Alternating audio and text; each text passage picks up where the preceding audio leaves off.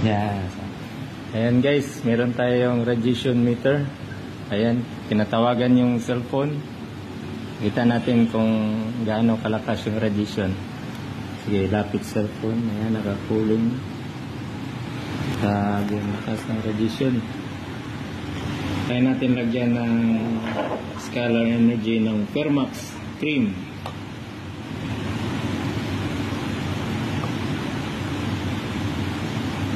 Ayan, kumina ang radiation.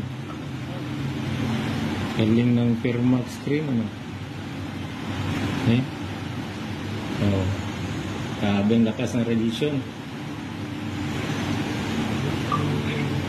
Yan natin ang Fermax scalar energy. Lapit na.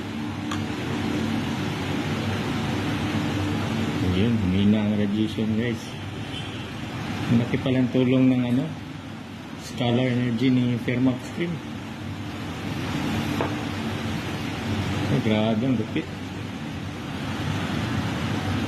Kaya guys, gumamit na kayo ng Fermax cream.